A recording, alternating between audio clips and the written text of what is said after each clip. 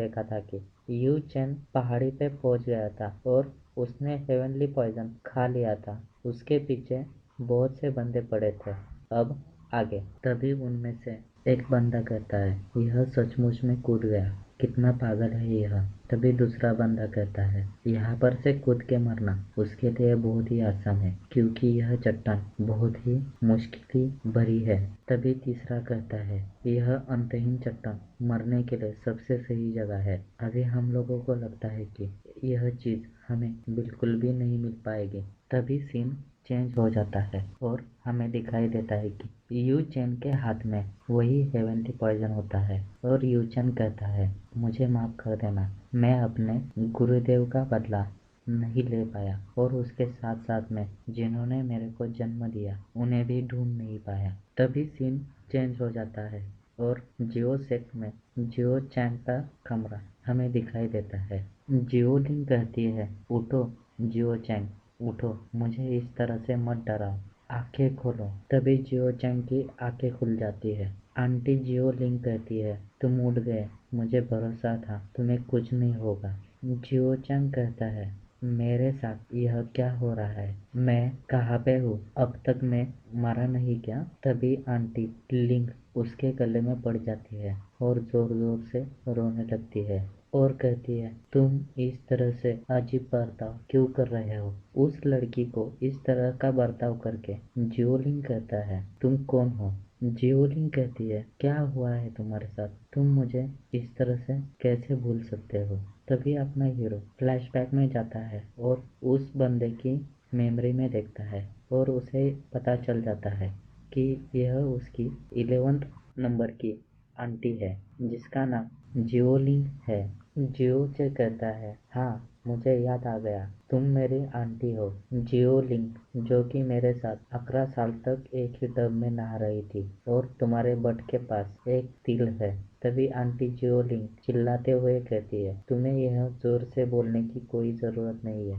शर्माते हुए वहां पर से भागने लगती है। भागते भागते कहती है, तुम्हारे लिए तुम्हारे ग्रैंडपा बहुत चिंता कर रहे थे, रुको थोड़ा, मैं उन्हें बुला लेती हूँ। जियो लिंक के जाने के बाद जियो चे कहता है, यह जियो सेक्ट है, आज मेरा बहुत बड़ा दिन है। आज मेरी जिया किंग से शादी होने वाली थी, लेकिन मुझे पता है कि मैं पिछली बार एक चट्टान पर से कूदा था, लेकिन मैं मरा नहीं, यह कैसे मुमकिन है। और मेरी पिछली जिंदगी की पूरी याददाश्त मेरे पास है, जैसे कि आदमी लोगों को कैसे ठीक किया जाए, यह भी मेरे को बिल्कुल पता है। यह कैसे हो सकता है। हेवनली पॉइजन ट्रेजर अभी भी मेरे साथ ही है, यह पूरी तरह से मेरे बॉडी के साथ मिल गया है। शायद मैं पुनर्जीवित हो गया हूँगा उसके साथ में ही। मैंने जब हेवनली पॉइजन निकला था तब की टेस्ट अभी भी मेरे मुंह पे वैसे की वैसी है।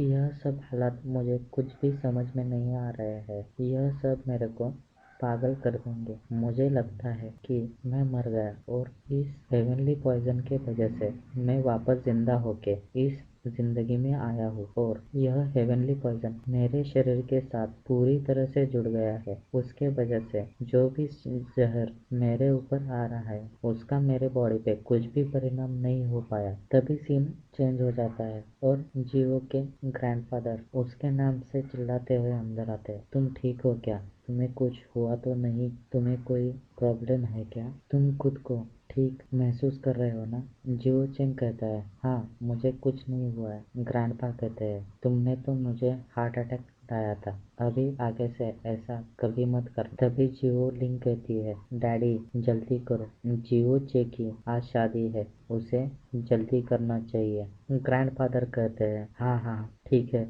जल्दी करो जियो चे, हम लोगों को जाना पड़ेगा। जियो चे कहता है, ठीक है मैं तैयार हो जाता हूँ और हम लोग चलेंगे। और आंटी जियोलिंग और ग्रैंडफादर वहाँ पर से जाने लगते हैं। जाते हुए जियोलिंग कहती है, आपको वह सूप कैसे लगा, जियो लैंग ने आपके लिए दिया था। जियो चे मन में सोचता है, क्या मेरा ब्रदर अभी भी मेरे को मारना चाहता है। तभी सीन चेंज हो जाता है और हमें दिखाया जाता है कि इस दुनिया में पावर का डिस्ट्रीब्यूशन किस तरह से है। जो भी बंदा मिस्ट्री मेरिडियन के साथ पैदा होता है वह बंदा आसानी से कोई भी चट्टान को तोड़ सकता है अपने हाथों से और पेड़ को आसानी से काट सकता है। जिस बंदे के पास मिस्टीरियन मेरिडियन नहीं है, वह बंदे को सिर्फ चट्टान उठाकर दूसरी तरफ ले जाने के लिए ही बहुत ही मुश्किलों का सामना करना पड़ता है। मिस्टिक पावर में 10 लेवल होते हैं। पहले लेवल से दूसरी लेवल की कठिनाई बढ़ती हुई जाती है। उनके नाम इस तरह से होते हैं: एलिमेंट्री, बेसिक, ट्रू, अर्थ, हेवनली, एम्पेरर। यह उनके नाम है। जिस बंदे की जितनी ताकत होगी, वह बंदा उतनी ही बड़ी पोस्ट में रहेगा, और जिस बंदे के पास ताकत की कमी रहेगी, वह बंदा ताकत वाले बंदों से बुली किया जाएगा, ऐसा हमें बताया जाता है। तभी सीन चेंज हो जाता है और हमें दिखाया देता है कि फ्लोटिंग क्लाउड सिटी, जहाँ पर अपने हीरो के बारे में बहुत से आदमी बातें कर रहे होते हैं, उसके शादी के बारे में एक बंदा कह रहा होता है, आज हमारे शहर की नंबर 1 ब्यूटी का सबसे बड़ा दिन है। तभी दूसरा बंदा कहता है, जिया चे, वह तो एक कचरा है। तभी तीसरा बंदा कहता है, मैंने यह सुना है कि जियो चे के पिताजी अपनी नंबर 1 ब्यूटी के कारण ही मरे हैं। तभी एक बंदा कहता है, मैं उस बच्चे के जैसा लकी नहीं हूँ, उसके पिताजी के वजह से शायद वह लड़की उससे शादी कर रही होगी। तभी और एक बंदा कहता है, तुम दुखी मत हो जाना, वह अभी जियो सेक्ट का यंग मास्टर है। तभी वह बंदा कहता है, क्या बकवास है, तुम लोगों ने उसका सेवेज बकेट का किस्सा अभी तक सुना नहीं क्या? दूसरा बंदा कहता है, हम लोगों ने नहीं सुना, क्या हुआ था? तभी हमें दिखाया जाता है कि वह घटना किस तरह से हुई थी। सर्वेंट कहता है, क्या आपको सुसु में कोई प्रॉब्लम है क्या?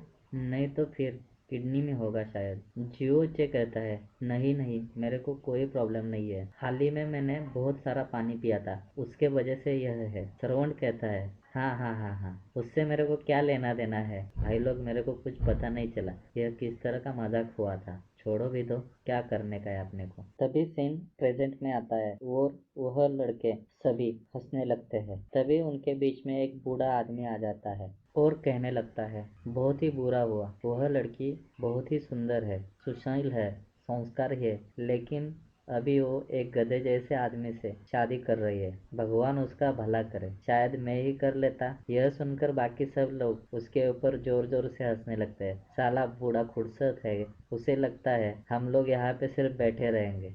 तभी सीन चेंज हो जाता है और आंटी और जीएचए एक दूसरे से बातें कर रहे होते हैं। आंटी कहती है, तुम शादी के टाइम पे बहुत अच्छे से बातें करो और दुल्हन का अच्छी तरह से ख्याल रखो और उसके साथ ठीक से व्यवहार भी करना, तुम मेरे दिल में हमेशा रहोगे। जीओचे कहता है, हाँ हाँ हाँ ठीक है, मैं ज़रूर करूँगा, मुझे पता है कि यह बंदे किस तरह से मेरे बारे में सोचते हैं। इसी के साथ हमारा एपिसोड यहाँ पे ख़त्म हो जाता है। अब आगे जियो चे के साथ क्या होता है, उसके शादी में उसके साथ क्या क्या प्रॉब्लम आएंगे, इसी सस्पेंस के साथ हमारी यह एपिसोड यहाँ पे ख़त्म हो जाता है। अगर आपको हमारा एक्सप्लेनेशन अच्छा लगे तो चैनल को लाइक करें, सब्सक्राइब करें। Thank you.